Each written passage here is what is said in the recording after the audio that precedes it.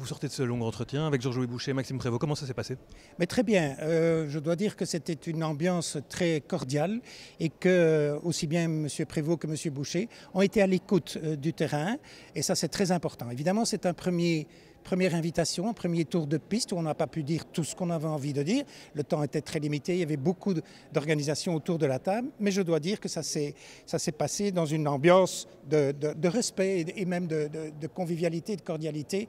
Donc c'est très bien, ça augure de bonnes choses à condition qu'on n'en reste pas là et qu'on établisse maintenant dans la législature qui vient une vraie concertation qui ne s'en tiendra pas juste à un tour de table aujourd'hui où les gens manifestement avaient encore beaucoup de choses à dire. Mais ils nous ont invités à leur écrire sur des revendications éventuellement qui n'auraient pas pu être développées aujourd'hui ou abordées aujourd'hui. Quelle est la première préoccupation que vous avez mise sur la table? Alors à titre personnel, donc comme représentant d'un syndicat de médecins généralistes, on a beaucoup parlé de prévention.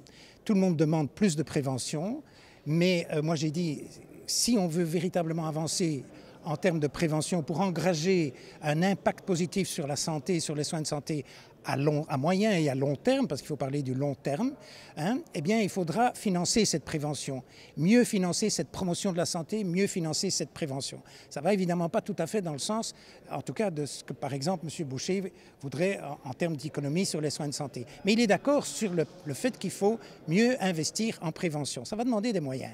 Et donc moi j'ai plaidé pour qu'on réfléchisse sur cette fragmentation des compétences en santé qui nous pose quand même problème. La prévention est un exemple. Et donc, oui, on a 9 ministres de la Santé, vous le savez. Est-ce que c'est encore vraiment quelque chose de défendable?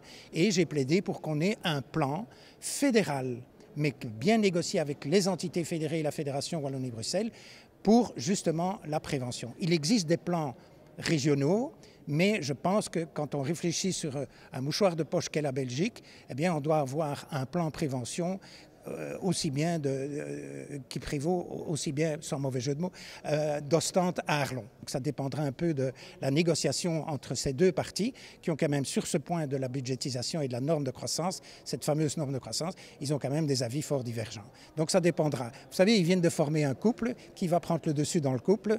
Je ne sais pas. Probablement, comme en Belgique et comme toujours, quelque chose entre les deux et un compromis à la belge. Mais ce qui est sûr, c'est que si c'est 1,5%, ça ne suffira pas. Ça, on en est convaincu.